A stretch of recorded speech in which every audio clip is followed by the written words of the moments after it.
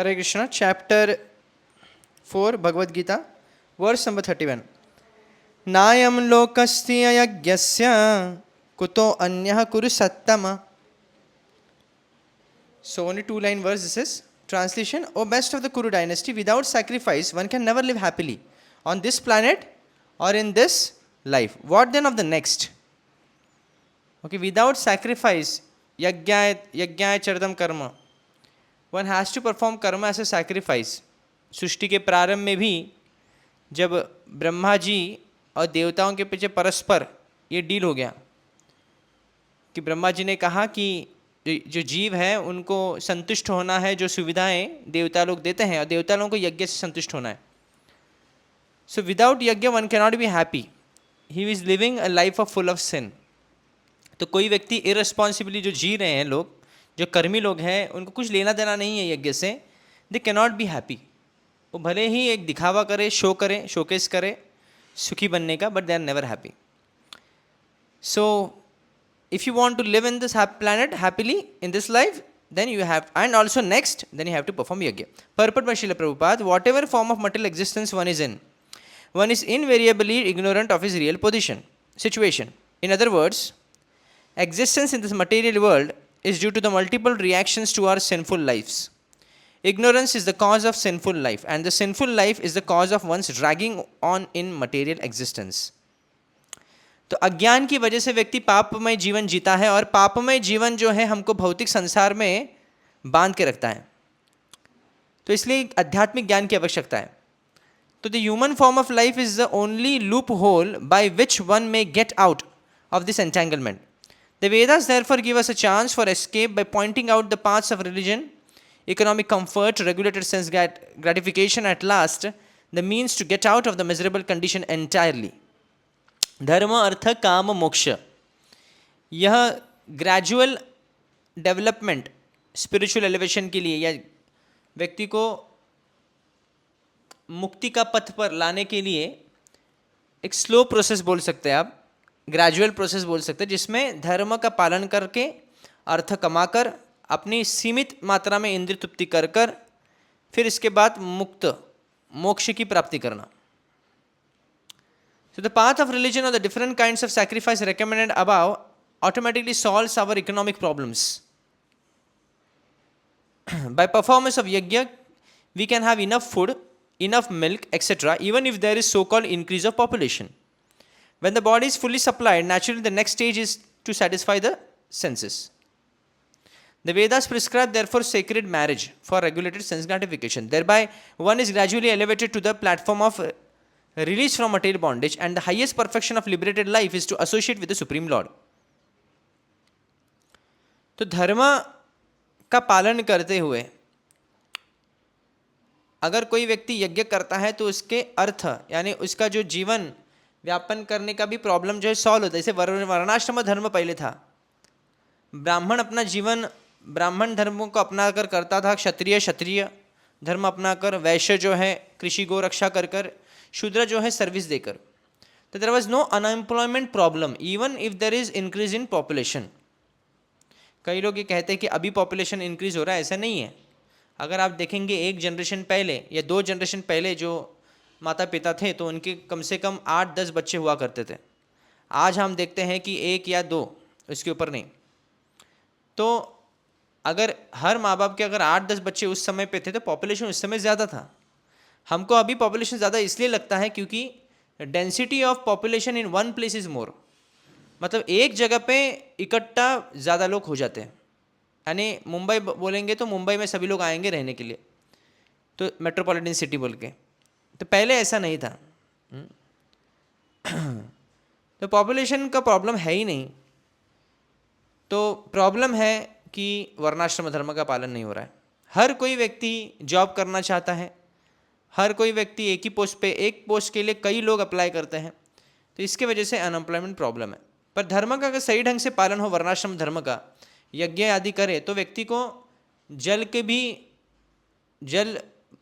की प्राप्ति अच्छी तरह से होगी. यानी जिस अभी जल क्यों नहीं हो रहा है, अभी बहुत सारे वाटर प्रॉब्लम्स हो रहे हैं, कई जगह पे क्लाइमेट इश्यूज हो रहे हैं, कई जगह पे earthquakes हो रहे हैं. The reason behind is that because the sinful activities are increasing more and more at that particular land, and that's why there will be imbalance.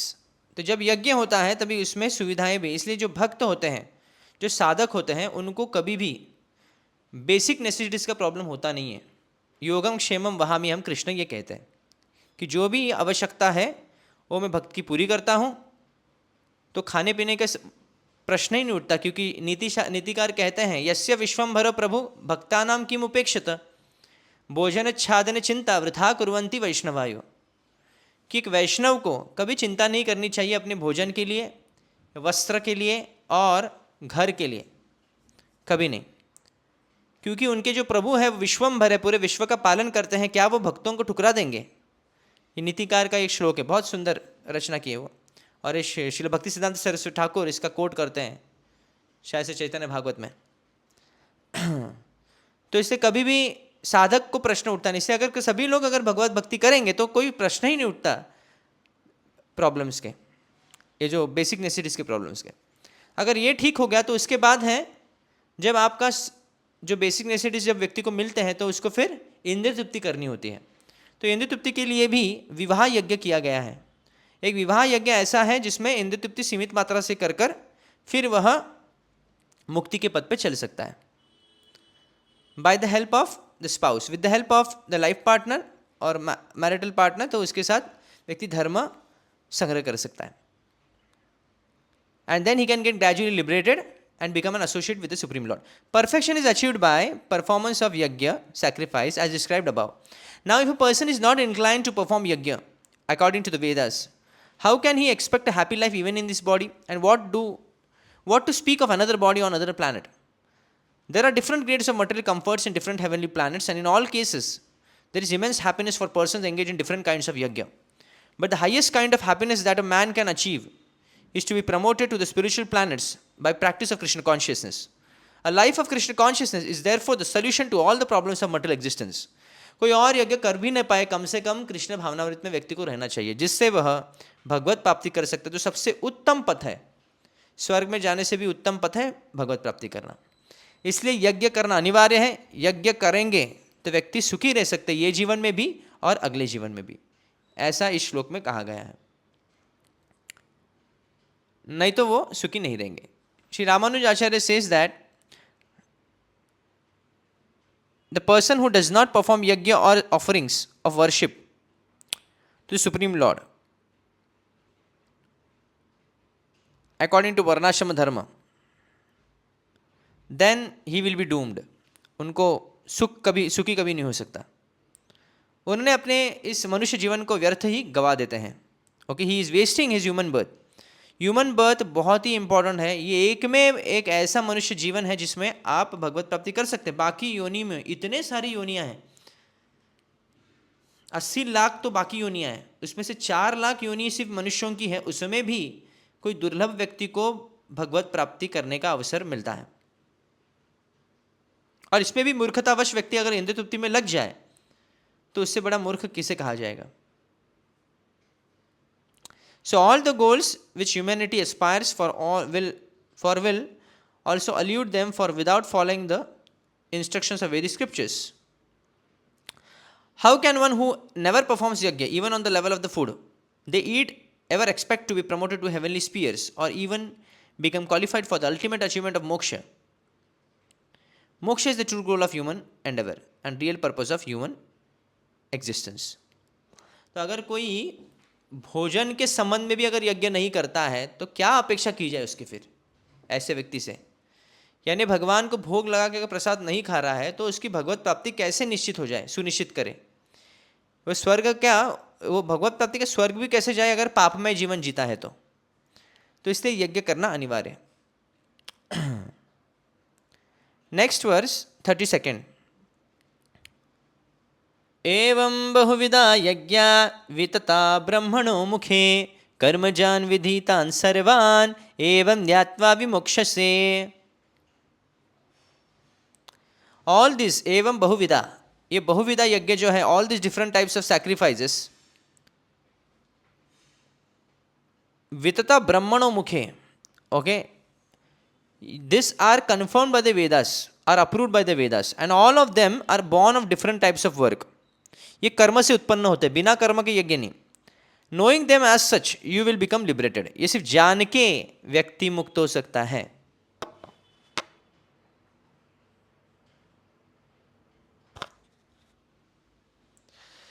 Purport by Srila Prabhupada, different types of sacrifice as discussed above are mentioned in the Vedas to suit the different types of worker. Because men are so deeply absorbed in the bodily concept, these sacrifices are so arranged that one can work either with the body, with the mind, or with the intelligence.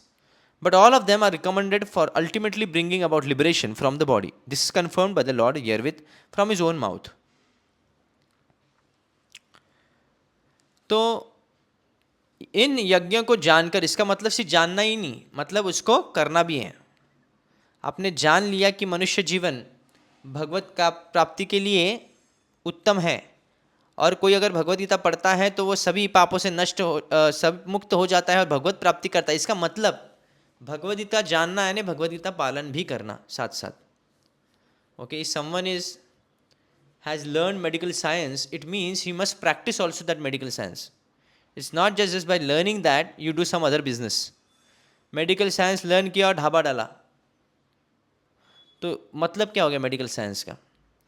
तो इसलिए यहाँ पे सभी यज्ञों का लक्ष्य एक ही है. क्या लक्ष्य है? कि इस जन्म मृत्यु चक्कर से व्यक्ति को मुक्त होना है. इसलिए अलग अलग प्रकार के, अलग अलग स्तर के यज्ञ हैं, अलग अलग प्रकार के लोगों के लिए. कोई ये बहाना नहीं बना सकता कि मैं ये यज्ञ नहीं कर सकता. सिर्फ एक ही प्रकार का यज्ञ नहीं कि हवन कुंड में आहुति डालना. अलग अलग प्रकार के यज्ञ हैं, चाहे वो ब्रह्मचारी हो, गृहस्थ हो, वनप्रस्थ, सन्यासी हो. कोई यह कहेगा तो मैं तो सन्यास नहीं ले सकता, मैं तो ब्रह्मचारी नहीं बन सकता, अरे बहुत कठिन है, ये तो संभव नहीं है मेरे लिए, मैं तो इतना पापी हूँ. तो ठीक है, गृहस्थ में रहकर यज्ञ कीजिए. तो बहाना बना नहीं सकते. भगवान हर व्यक्ति के लिए अवसर प्रदान करते हैं.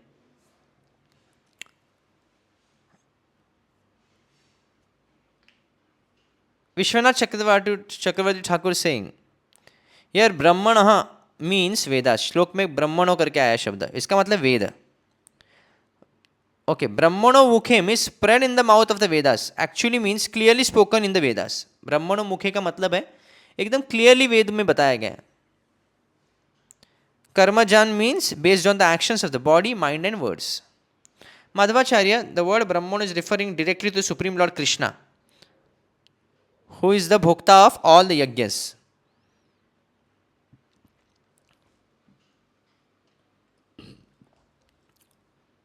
The words Vitata Brahmano Mukhe means everything should be offered to the Supreme Lord. In the Brahmana Vaivartaka Purana, it states that in all yajnas the Supreme Lord alone is to be worshipped. This means that every activity and all endeavors one undertakes should be in harmony with the injunction and ordinances of Vedic scriptures, which are in complete and total harmony with the divine will of the Supreme Lord. No other alternative is acceptable. मतलब सभी का लक्ष्य है भगवान विष्णु ही, इसलिए सभी यज्ञ का केंद्र बिंदु होना चाहिए Vishnu. Keshava Kashmiri is saying that lord Krishna confirms the authenticity of previous described yajnas. कि ये वेदों में लिखा गया है, ऐसे नहीं कि मनमाने ढंग से यज्ञ में बता रहा हूँ, वेदों में भी लिखा गया है. यानी कृष्ण भगवान होने के बावजूद वो वेद को प्रमाण देते हैं. इसलिए कभी भी आप कुछ भी स्थापित करते हैं तो आपको वेद का प्रमाण देना चाहिए या फिर शास्त्र का प्रमाण देना चाहिए.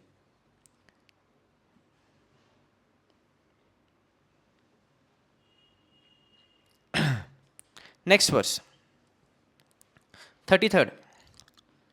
श्रेयान् द्रव्यमयाद् यज्ञः यज्ञाज् ज्ञानयज्ञः परन्तप सर्वं कर्माखिलं पार्थ ज्ञाने परिसमाप्यते. श्रेयान इज ग्रेटर, यहाँ पे मीनिंग है इसका. O chastiser of the enemy, the sacrifice performed in knowledge. श्रेयान द्रव्यमय यज्ञ, द्रव्य यज्ञ से, द्रव्यमय यज्ञ से ज्ञान यज्ञ जो है बेटर है. So O chastise the enemy, the sacrifice perform in knowledge is better than the mere sacrifice of material positions.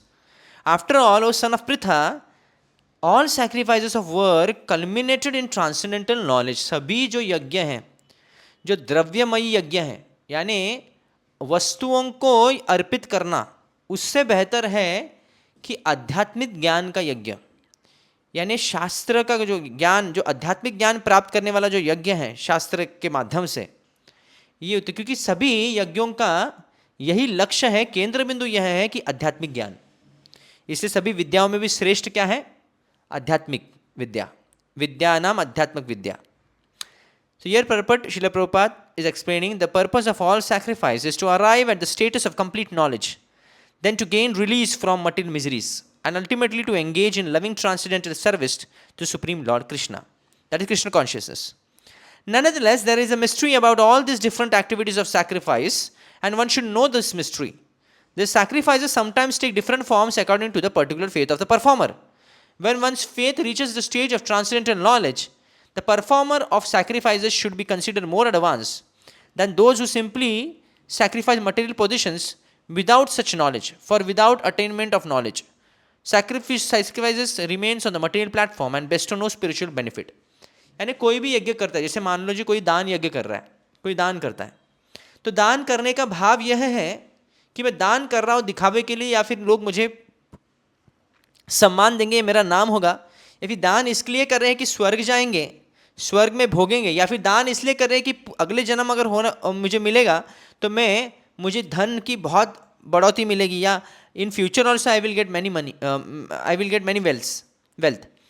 तो ये भाव से करना ये भौतिक स्तर हो गया, इसलिए ये अपूर्ण है, ये यज्ञ कंप्लीट नहीं माना जाएगा। एक्चुअल यज्ञ में क्या है कि आपको आध्यात्मिक ज्ञान होना चाहिए कि मैं ज्ञान किस लिए, क्यों यज्ञ कर रहा हूँ, चाहे वो दान यज्ञ हो, चाहे वो कर्म यज्ञ हो, चाहे वो योग यज्ञ हो, चाहे वो ध्यान यज्ञ हो, जो भी यज्ञ आप कर रहे हैं वो यज्ञ का तात्पर्य जानना चाहिए कि भगवान की प्राप्ति के लिए करता हूँ, मुझे कृष्ण चाहिए। That is the real goal. So real knowledge culminates in Krishna consciousness, the highest stage of transcendental knowledge. Without the elevation of knowledge, sacrifices are simply material activities. यज्ञ भी भौतिक कार्य हो जाएंगे अगर इसमें भगवान के संबंध में नहीं किया तो। So when however they are elevated to the level of transcendental knowledge, all activities enter onto the spiritual platform. Depending on difference in consciousness, sacrificial activities are sometimes called karma kand and sometimes called jnana kand. Okay, karma kand is fruitive activities, jnana kand is knowledge in the pursuit of truth. It is better when the end is knowledge. तो यहाँ पे कर्म कांड और ज्ञान कांड की comparison किया है। जैसे व्यक्ति कर्म कांड इसलिए करता है, यज्ञ आदि इसलिए करता है कि भौतिक संपत्ति, भौतिक ऐश्वर्य, स्वर्ग आदि इन सब चीज़ों को प्राप्त करने की अभिलाषा करके यज्ञ करता है, तो वो भौतिक स्तर पे गिना जाता है। पर वही जब यज्ञ इस ज्ञान से किया जाता है कि हमें आत्मा हूँ और भगवान परमात्मा में लीन होना या फिर परमात्मा को प्राप्त करना यही मेरा गंतव्य है, इस भाव से किया जाया होता तो कि वही चीज़ वो ज्ञान कांड में गिना जाता है, वही यज्ञ। तो कर्म कांड में भी यज्ञ है, ज्ञान कांड में भी यज्ञ है। तो ज्ञान जो होता है श्रेयान द्रव्य में ज्ञान यज्ञ परंतप, यहाँ पे श्लोक में ये कह रहे हैं भगवान की कर्म कांड यज्ञ से बेहतर कौन सा यज्ञ है? ज्ञान यज्ञ, ज्ञान कांड का यज्ञ जो है। At least in that yajna one understand his identity, that is not body, his soul.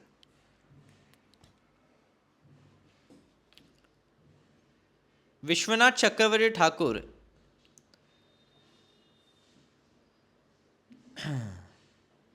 is saying that with the attainment of knowledge, all actions which bearing fruit are finished. Akhilam.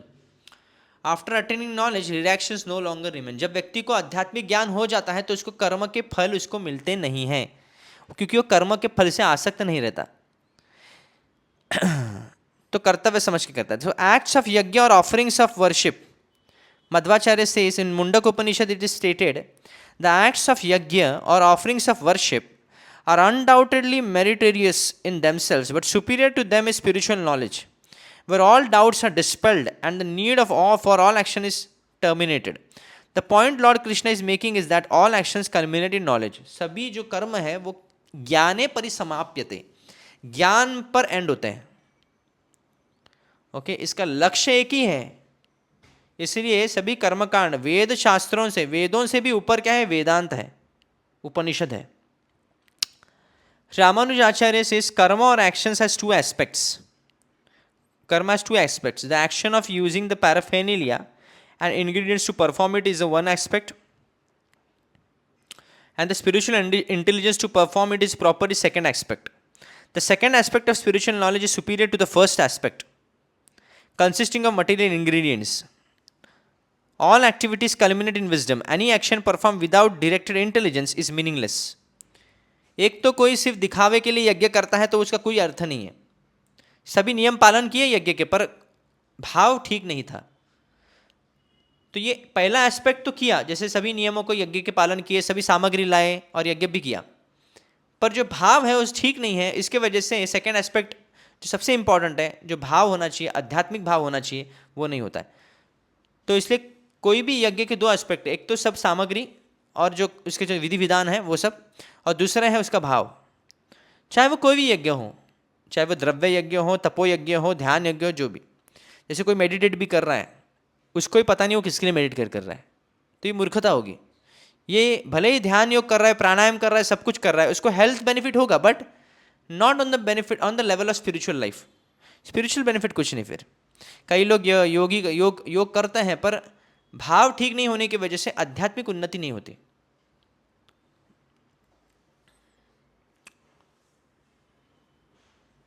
So Keshav Kashmini is saying in Bhagavad Purana, it is stated, the performers of austerities, the makers of pilgrimage, the chanters of mantra, the givers of donations and other never reach the achievement of that being who has even 1% of Vedic knowledge. वैदिक शास्त्रों का सार अगर ग्रहण नहीं किया तो कुछ भी करो, वो भगवत प्राप्ति नहीं कर सकता. सो इस श्लोक में ज्ञान को ऊपर बता है द्रव्यमय यज्ञ से भी. ज्ञान यज्ञ इंपॉर्टेंट है क्योंकि सभी कुछ ज्ञान पर, आध्यात्मिक ज्ञान अर्थात इसका मतलब है आध्यात्मिक ज्ञान is very, the spiritual knowledge is very important, क्योंकि यज्ञ का लक्ष्य ही है जन्म मृत्यु चक्कर से बाहर निकलना. Next verse, text number 34, very important verse. तद विधि प्रणिपातेन परिप्रश्नेन सेवया उपदिक्षान्ति ते ज्ञानम ज्ञानिनस्तत्वदर्शिनः. Translation: just try to learn the truth by approaching a spiritual master. Inquire from him submissively and render service unto him. The self-realized soul can impart knowledge unto you because they have seen the truth. तो ज्ञान यज्ञ important है, पर ज्ञान, आध्यात्मिक ज्ञान प्राप्त कहाँ से होगा, ये भी इंपॉर्टेंट है. सिर्फ अपने मनमाने ढंग से शास्त्र पढ़ने से व्यक्ति ज्ञान में परिपूर्णता प्राप्त नहीं कर सकता. इसके लिए इसको क्या करना है, उसको आध्यात्मिक गुरु की शरण लेनी पड़ती है. उनसे जिज्ञासा करके, विनम्र भाव से, विनीत भाव से और उनकी सेवा करके, जो आत्म साक्षात्कारी व्यक्ति है, जो वो गुरु हैं, जो आत्म साक्षात्कार किए हुए हैं, भगवत साक्षात्कार किए हुए हैं, वही व्यक्ति आध्यात्मिक ज्ञान आपको सही ढंग से प्रदान कर सकते हैं, क्योंकि उन्होंने सत्य को जाना है, वो तत्वदर्शी है, तत्व का दर्शन किया है. Purport by Srila Prabhupada. The path of spiritual realization is undoubtedly difficult. The Lord therefore advises us to approach a bona fide spiritual master in the line of disciplic succession from the Lord himself. No one can be a bona fide spiritual master without following the principle of disciplic succession. The Lord is the original spiritual master. And a person in the disciplic succession can convey the message of the Lord as it is to his disciple. No one can be spiritually realized by manufacturing his own process, as is the fashion of the foolish pretenders. The Bhagavatam says, Dharmam tu sakshat bhagvat pranitam. तो संप्रदाय में व्यक्ति को दीक्षा लेना चाहिए. 4 प्रकार के संप्रदाय, श्री ब्रह्म रुद्र कुमार संप्रदाय, इसके 4 आचार्य हैं.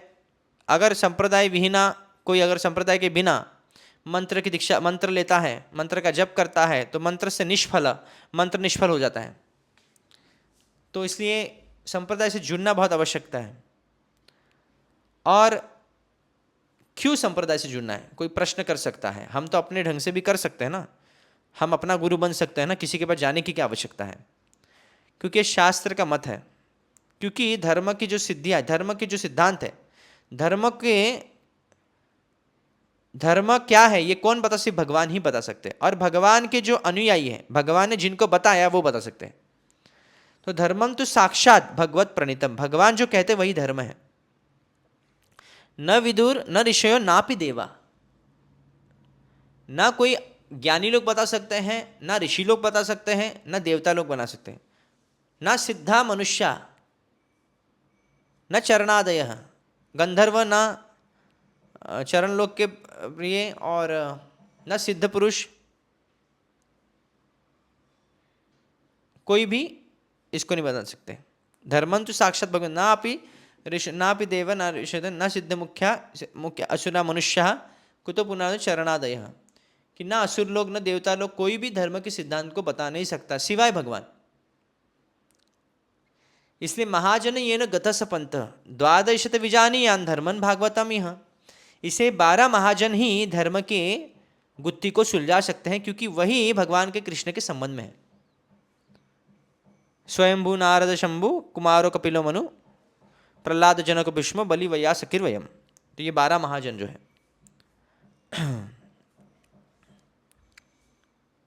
सो दैट्स वाई यहाँ पे कहते हैं कि विधि धर्म जानना है तो भगवान के पास, पर भगवान को डायरेक्ट नहीं, तो संप्रदाय के जो भगवान से आई हुई संप्रदाय है उनसे हमको ज्ञान लेना है। डिसाइपलिक सेक्ट, चाहे वो चारों संप्रदाय में कोई भी संप्रदाय क्यों ना हो। हमारी संप्रदाय ब्रह्म गौड़ीय माधव ब्रह्म माधव गौड़ीय संप्रदाय। कोई व्यक्ति मनमाने ढंग से अगर तर्क करे तो कभी भी नहीं समझ सकता। देयरफॉर मेंटल स्पेकुलेशन और dry arguments can not help lead one to right path, न तम तर्के न योजयेत, ये शास्त्र कहता है। Nor by independent study of books और knowledge one can progress in spiritual life. शास्त्रों का मनमाने ढंग से अध्ययन करने से भी वो भगवत प्राप्ति नहीं कर सकता। One has to approach a bonafide spiritual master to receive the knowledge. Such a spiritual master should be accepted in full surrender, and one should serve the spiritual master like a menial servant without false prestige.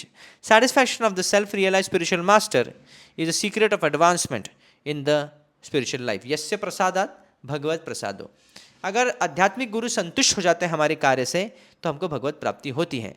तो एक सुनिश्चित भाव से हम गुरु की सेवा करनी चाहिए। 2 प्रकार की सेवा है, वपु और वाणी सेवा। शायद सभी को वपु सेवा नहीं मिल सकती, तो कम से वाणी सेवा तो करनी ही चाहिए।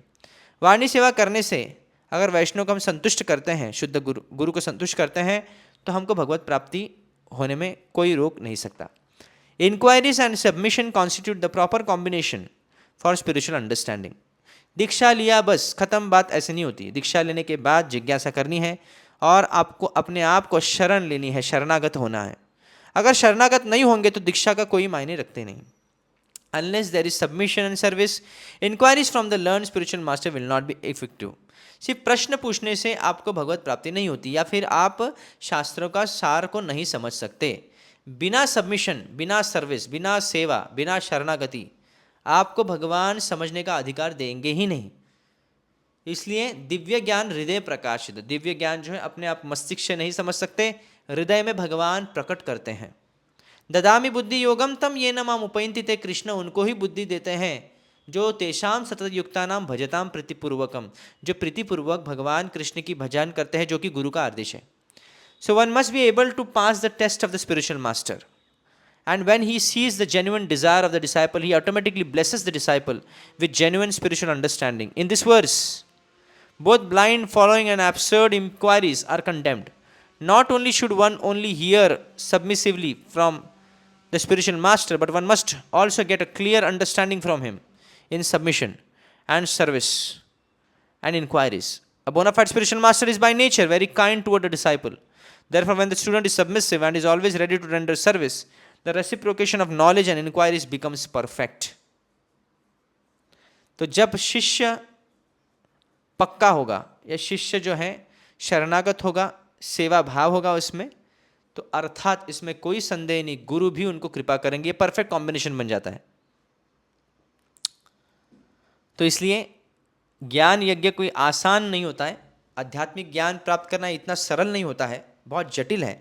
इसलिए व्यक्ति को प्रामाणिक आध्यात्मिक गुरु की शरण लेनी चाहिए और उनसे जिज्ञासा, शरणागत होकर जिज्ञासा करनी चाहिए और सेवा करनी चाहिए, जिससे उनको लाभ होगा, तत्व दर्शन प्राप्त होगा। Vishwanath Chakravarti Thakur says that the method of attaining knowledge बता रहे हैं यहाँ पे, offering respect, bowing down to guru, the instructor and by asking question, "Oh master, why am I in this world of misery? How can this world of birth and death be stopped?" And it is attained by service to the Guru. With fuel wood in his hand, the student should approach the Guru, knowledgeable of the Vedas and fixed in Brahman, in order to attain knowledge of Brahman. Mundakopanishad, Mundakopanishad में एक श्लोक है, तद, जो प्रभुपाद बहुत बार coat करते हैं, तग विज्ञानार्थं स गुरुम एव विगच्छेत समित पानि ही श्रोत्रियम ब्रह्मनिष्ठन। व्यक्ति जब इस संसार में फंसा हुआ है तब इसको पता चलता है तो इसको गुरु की शरणागत लेनी चाहिए उसी समय। और जो समित पान ही स्त्रोत्र, अपने हाथ में उसको समिधा यानी इसको वुड, उसको फ्यूल वुड जो है समिधा लेनी चाहिए। और यानी गुरु को कभी पहले होता था ना, गुरु आश्रम में, आश्रम की सेवा कैसे करते थे, जैसे भगवान कृष्ण सुदामा लकड़ियाँ तोड़ने गए थे तो लकड़ियों को लेके आते थे, उनकी वो सेवा थी, वैसे ही शिष्य की सेवा। तो आज ऐसे लकड़ियाँ तोड़ने की ज़रूरत नहीं है, आज जो गुरु कहते हैं उनको प्रसन्न जिससे होगा वो करना है। Sridhar Swami is saying, Lord Krishna revealed it is by inquiry. Question should be asked to Guru with submissive attitude कि मनुष्य जीवन का लक्ष्य क्या है, कि कैसे इसको प्राप्त किया जाए, और गुरु की एकदम विनम्र भाव से सेवा करनी चाहिए। Ramanuja is saying that being so advanced in Atma Tattva, ultimate reality, being pleased by one's humble servant, the spiritual master will bless one with divine knowledge which they possess। यानी गुरु के पास जो ज्ञान है वो उनको प्रदान करते हैं, मंत्र जो किसी जो सिद्धि है वो उनको प्रदान करते हैं। If one has not practically realized or being self-realized, which is an act of actual perception and situates one in their true nature, then such talk about it is merely a hypothesis। अगर कोई गुरु है पर उसने आत्म साक्षात्कार अगर नहीं किया है तो उसका कोई मतलब नहीं है, तो इसका जो भी हम जो बोलेंगे वो क्या हो जाएगी, सिर्फ हाइपोथेसिस हो जाएगी, थियरी हो जाएगी, फिर वो जो चर्चा हो जाएगी। तो केशव कश्मीरी says that ज्ञानिनः meaning those expert in the Vedic literature, Vedic scripture, and दर्शिनः meaning those who realize the ultimate truth। तो दोनों होना चाहिए, शास्त्र में निपुण भी होना चाहिए गुरु को, और साथ में उनको अनुभव भी होना चाहिए, दर्शन क्या, तत्व दर्शन का अनुभव होना चाहिए। It also infers that if one approaches a person for inquiry and discovers that this person is not self-realized and cannot give the spiritual knowledge, then one may approach a spiritual master who is self-realized to attain this knowledge। अगर आपको पता चलता है कि जिसको मैं शरण ले रहा हूँ या फिर लेने वाला हूँ तो उसमें आध्यात्मिक ज्ञान में निपुणता नहीं है या फिर वह साक्षात्कार किया हुआ नहीं है, तो हम उस गुरु को छोड़कर कोई और गुरु जो आध्यात्मिक ज्ञान में निपुण और साक्षात्कार किए उनके पास जा सकते हैं। इसका मतलब ये नहीं होता है कि आपको भी उतनी बुद्धि होनी चाहिए कि समझने के लिए कि व्यक्ति का स्तर क्या है। जब गुरु स्वीकारते हैं तो आपको पता होना चाहिए, ठीक है। इस्कॉन में तो कम से कम सेफ्टी है, बट आप बाहर देखेंगे कर्मी लोग जो होते हैं वो किसी को भी गुरु बना देते हैं, तो ये ठीक नहीं, क्योंकि उनको ज्ञान ही नहीं कि साधु का लक्षण क्या है। तो दिस इज द वर्सेस।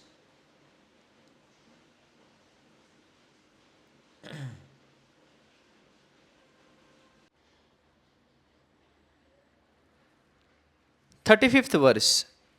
यज्ञात्वा न पुनर्मोहन एवं यास्यसि पांडव येन भूतानि अशेषाणि द्रक्ष्यसि आत्मनि यतो मयि।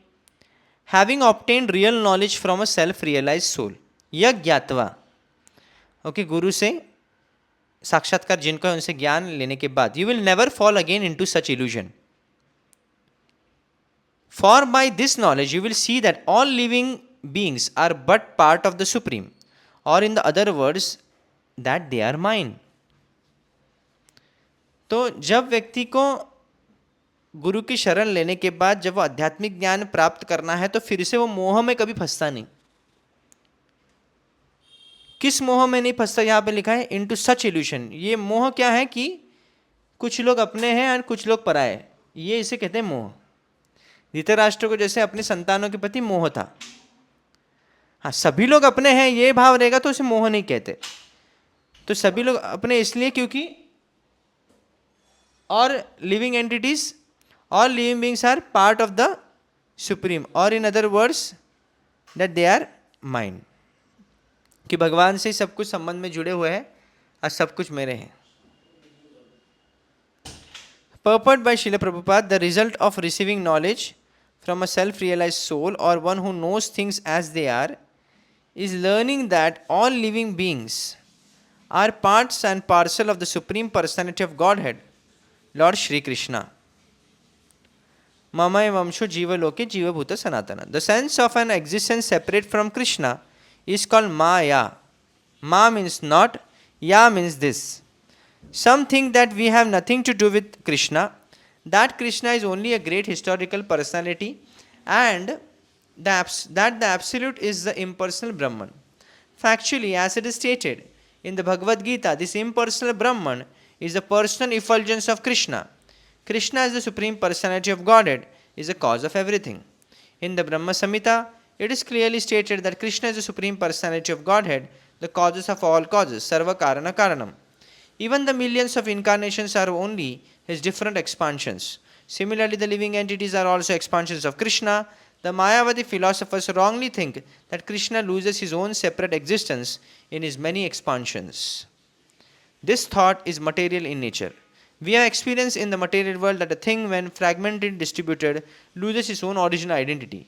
But the Mayavadi philosophers fail to understand that absolute means that 1 plus 1 is equal to 1, and that 1 minus 1 is also equal to 1. This is the case in the absolute world. तो यहाँ पे भगवान से मोह में नहीं फंसने के लिए व्यक्ति को ये जानना बहुत आवश्यकता है।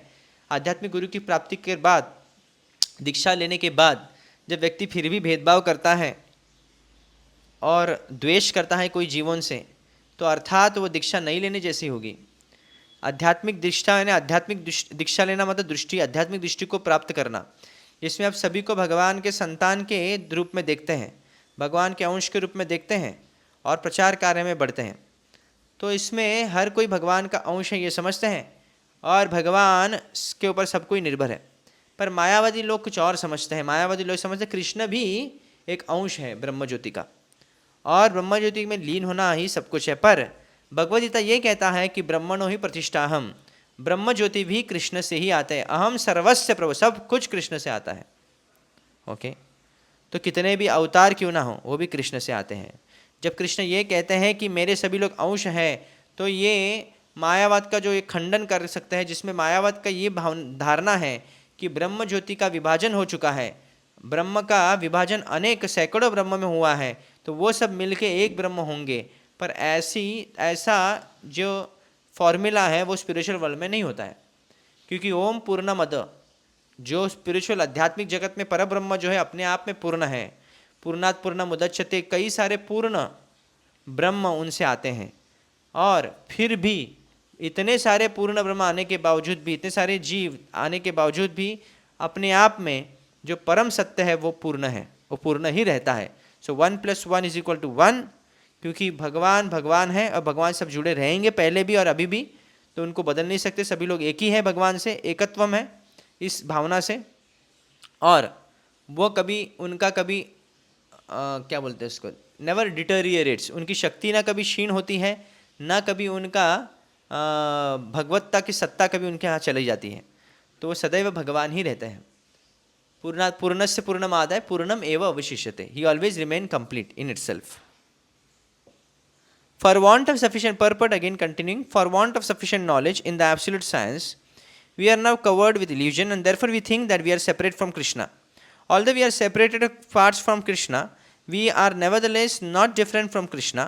The bodily difference of the living entities is Maya, or not actual fact. We are all meant to satisfy Krishna. By Maya alone, Arjun thought that the temporary body relationship with his kinsman was more important than his eternal spiritual relationship with Krishna. The whole teaching of the Gita is targeted toward this end, that a living being as Krishna's eternal servitor cannot be separated from Krishna, and his sense of being an identity apart from Krishna is called Maya. The living entities as parts, separate parts and parcel of Supreme, have a purpose to fulfill. Having forgotten that purpose since time immemorial, they are situated in different bodies as men, animals, demigods, etc. Such body differences arises from forgetfulness of the transcendental service of the Lord. अलग अलग शरीर में लोगों को देखकर ये माया ही है. अलग अलग शरीर के लोगों को देखकर अलग समझना उनको, और भगवान से अलग समझना, अपने से अलग समझना, ये माया है. सब कोई भगवान से जुड़े हैं. यही पूरा गीता का यही सबसे मेन टीचिंग है कि अर्जुन की जो भावना है कि अपने लोगों को मैं कैसे मारूं, और भगवान कृष्ण भूल रहे कि वो सबसे अपने उनके वही है. तो जो सबसे अपना है उसकी बात को मानना ही जीवन का लक्ष्य है. तो आध्यात्मिक संबंध को खोकर भौतिक संबंध को बचाने का प्रयास ये माया है. तो इसमें भौतिक जो संसार है ये भगवान के संबंध में देखना चाहिए. तो जब भगवान, और चाहे वो मनुष्य हो, चाहे वो प्राणी हो, चाहे वो देवता हो, तो इनमें भेद नहीं करता है. तो हर कोई जीव भगवान का अंश है, और इसका तात्पर्य है कि उनकी सेवा करना, और ये भूल जाना ही माया है. और ये अर्जुन कई समय भूल गए कि भगवान कृष्ण जो कहते हैं वो मुझे करना है, ना कि मैं अपना बुद्धि लगाकर कि मैं अपने लोगों को कैसे मारूं, ये भावना को दृढ़ करना. So, but one is engaged in transcendent service to Krishna consciousness, one becomes at once liberated from the illusion. Krishna की सेवा में व्यक्ति सभी मोह से मुक्त हो जाता है. तो such knowledge, pure knowledge, one can acquire only from bona fide spiritual master, thereby avoid the delusion that the living entity is equal to Krishna. तो इसलिए हमको आध्यात्मिक गुरु चाहिए जो सही ज्ञान दे, ना कि ये ज्ञान नहीं कि तुम ही कृष्ण हो या तुम ब्रह्मज्योति में लीन हो जाओ, हाँ, तुम पर ब्रह्म हो. ये ऐसे ज्ञान कुछ काम का नहीं. Perfect knowledge is that the supreme soul Krishna is the supreme shelter of all living entities, and giving up such shelter the living entities are diluted by the material energy, imagining themselves to have a separate identity. हर जीव भोगना चाहता है, हर जीव भोग करना चाहता है भगवान कृष्ण से अलग होकर. यही माया है. ओके, माम एवं प्रपद्यन्ते, इसलिए उपाय एक ही है कि कृष्ण की शरणागत जाना, कृष्ण की सेवा में रहना. माया में तम तरंते, तभी वो माया को लांघ सकता है. Thus, under different standards of material identity, they become forgetful of Krishna. When, however, such deluded living entities become situated in Krishna consciousness, it is to be understood that they are on the path of liberation, as confirmed in Bhagavatam. जब कोई कृष्ण भावनामृत में आता है तभी वह मुक्ति के पथ पर चलता है. मुक्ति हित्वा अन्यथा रूपं स्वरूपेण व्यवस्थिता. Liberation means to be situated in one's constitutional position as an eternal servitor of Krishna, Krishna consciousness. जब व्यक्ति पूरी तरह भगवान की सेवा में सदैव रहता है तो उसे भी मुक्त आत्मा कहते हैं. जीवन मुक्त च उच्यते, वो इस संसार में होते हुए भी मुक्त स्तर पर है, क्योंकि वो कृष्ण के लिए सब कुछ करता है, और यही उसको आध्यात्मिक जगत में जाने के बाद भी करना है, जो कि वो अभी कर रहा है. इसलिए वो मुक्त अवस्था को प्राप्त किया है. So this very big purport by Prabhupada, but very nice purport written by Srila Prabhupada, कि भगवान ये कह रहे हैं कि आध्यात्मिक गुरु के शरण जाकर हमको ज्ञान अर्जित करना है, और इस ज्ञान से सभी मोह नष्ट हो जाता है, और सब कुछ वह भगवान कृष्ण के संबंध में देखने लगता है. सभी जीव है, सभी जीव भी भगवान कृष्ण के अंश है, ये देखने लगता है. कुछ भी चीज़ भगवान से पृथक नहीं देख पाता है. ये आध्यात्मिक ज्ञान की पराकाष्ठा है. सो Keshav Kashmiri is saying that now regarding situation in the battlefield, Krishna is clarifying to Arjuna that by the knowledge he will no longer be deluded by the illusion. इसलिए अर्जुन को कर्म तो करना है, पर बिना ज्ञान का वो कर्म नहीं कर सकता है. यानी इसको आध्यात्मिक ज्ञान होना. इसलिए भगवान ये क्यों बता रहे हैं, चाहे वो सिर्फ कर्मयोगी बता सकते थे अर्जुन को, पर ये ज्ञान आध्यात्मिक ज्ञान इसलिए दे रहे हैं कि अर्जुन को भी ये बता रहे हैं कि तुम मेरे अंश हो, तुम्हारा कर्तव्य है कि मैं जैसे कहता वैसे करना. और ना कि मोह में पड़ना, अपने मित्रों के संबंध या संबंधियों के मोह में पड़ना. And become infatuated of thinking that they did he would not even want to continue. अगर वो मर गए तो मेरा क्या होगा, मैं भी नहीं जी सकता. ये सब मोह है. Shridhar Swami, lord Krishna now reveals the results of spiritual knowledge that came by inquiring from a self realized being, and that is one will never again be deluded by the illusionary energy thinking that friends and relatives can actually cease to exist. By this spiritual knowledge, one will realize the eternal Atma and will see the eternal soul is within all beings and is the same as one's own soul, and the one will perceive themselves as part of the Supreme Lord, and perceiving further will see that the Supreme Lord in all its is identical with Lord Krishna. Okay तो ये भी समझना कि हर जीव के अंदर आत्मा है, जैसे मेरे अंदर आत्मा है। इस आध्यात्मिक तत्व को समझना, और वह आत्मा भगवान का अंश है, और ये भगवान और कोई नहीं बल्कि श्री कृष्ण है। ये समझना ही मोह से उभरना है।